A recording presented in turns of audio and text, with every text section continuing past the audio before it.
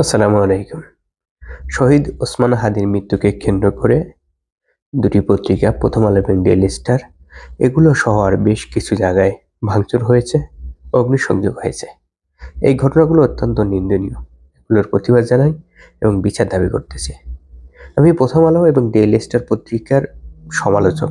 আমি তাদের সমালোচনা করি কারণ তারা প্রায়ই মিথ্যা নিউজ করে, অসত্য নিউজ করে। বিশেষ করে যেসব ঘটনার সাথে দাড়ি, টুপি এবং ইসলাম জড়িত আছে, সেই ঘটনাকে কেন্দ্র করে তারা মিথ্যা নিউজ করবেই। এটা কোনো এক কারণে তারা পণ করেছে। অন্য বিষয়গুলোতে তারা মোটামুটি নিরপেক্ষ থাকার চেষ্টা করে, কিন্তু যেই বিষয়গুলোর সাথে ইসলাম, দাড়ি, টুপি জড়িত আছে, মাওলানা হুজুররা জড়িত আছে, এই বিষয়গুলোতে তারা তাদের বিপক্ষে অবস্থান নেয়। এই জন্য প্রথম আলো এবং ডেইলি স্টারের বিরুদ্ধে আমার সমালোচনা আছে এবং থাকবে ইনশাল্লাহ। আজকের মূল আলোচনায় আসি। শেখ হাসিনার সময় সাংবাদিকদের একটা বিশাল চরিত্র দেখেছি। সাংবাদিকদের সাথে কথা বলতে গেলে আমার বেশ খারাপ লাগে, কারণ আমি দীর্ঘদিন নিজেও সাংবাদিকতা করেছি। সাংবাদিকতা করে এরকম অনেক প্রিয় ব্যক্তিত্ব এখন আছে আমার, যার ফলে সাংবাদিকদের নিয়ে কথা বলতে গেলে আমার বেশ খারাপ লাগে, যে বিশেষ করে নেগেটিভ কথা বলতে হয়। শেখ হাসিনার পুরো সময় আমরা যে সাংবাদিকতা দেখেছি তা পুরোটাই ছিল চাটুকারিতা। শেখ হাসিনার সামনে সিনিয়র সাংবাদিক নামধারী অনেক লোকজন বসতো, উপস্থিত হতো।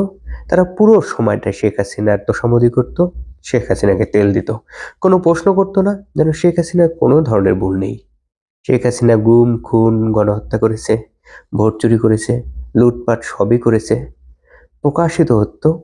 কিন্তু তারপরও এই সিনিয়র সাংবাদিকরা, যারা বিভিন্ন পত্রিকার সম্পাদক, উপসম্পাদক, এরকম সিনিয়র সাংবাদিকরা তার সামনে বসে তোষামোদী করত, কোনো ধরনের প্রশ্ন করতো না। সাংবাদিকতার এটা একটা বিশাল ধরনের স্বাধীনতা ছিল, তারা স্বাধীনভাবে চাটুকারিতা করতে পারত, কেউ তাদের বাধা দিত না। অনেকেই বলার চেষ্টা করেন 5 আগস্টের পরে এই অবস্থার পরিবর্তন হয়েছে। উন্নতি বা অবনতি সেই বিষয়টি বলতেছি না, অনেকেই বলতেছেন পরিবর্তন হয়েছে। তখন অনেক সাংবাদিকরা দাবি করতেছিলেন তাদের সাংবাদিকতার স্বাধীনতা নেই। এই যে পত্রিকা অফিসে হামলা হলো, এর আগে অনেক হামলা হয়েছে বিভিন্ন পত্রিকা অফিসে, কেন্দ্রীয় অফিসে অথবা বিভিন্ন বিভাগীয় অফিসে, ছোট হোক বড় হোক।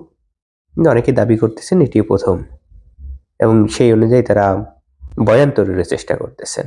এর আগে তো বলার চেষ্টা করতেছিলেন তারা মবের ভয়ে ঠিকভাবে কথা বলতে পারতেছেন না, মত প্রকাশ করতে পারতেছেন না।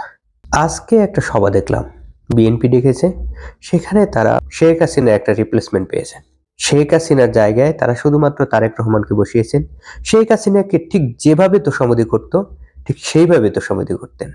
প্রথম আলো পুরো পেজ জুড়ে শেখ হাসিনা তোষামোদী করেছে পত্রিকায়, কিন্তু কোনো এক কারণে শেখ হাসিনা সামনাসামনি প্রথম আলো, ডেইলি স্টারে তোষামোদী নিতেন না, গণভবনে ঢুকতে দিতেন না। এবার প্রথম আলো, ডেইলি স্টার তারাও গিয়েছে তারেক রহমানের তোষামোদী করতে। শেখ হাসিনার নামটা পরিবর্তন করে তারা শুধুমাত্র তারেক রহমানের নামটা বসিয়েছে।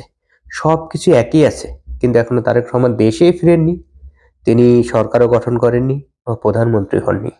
এখনই সাংবাদিকরা তাদের চাটুকারির স্বাধীনতা পেয়ে গেছে। আজকে যে তারা স্বাধীনতা পেলেন চাটুকারিতার, এবং তারা দেখিয়ে দিলেন যে ভবিষ্যতে আসলে তারা কি ধরনের চাটুকারিতা করবেন, কি ধরনের সাংবাদিকতা করবেন, এই জন্যই সাংবাদিকদের ধন্যবাদ জানাচ্ছি।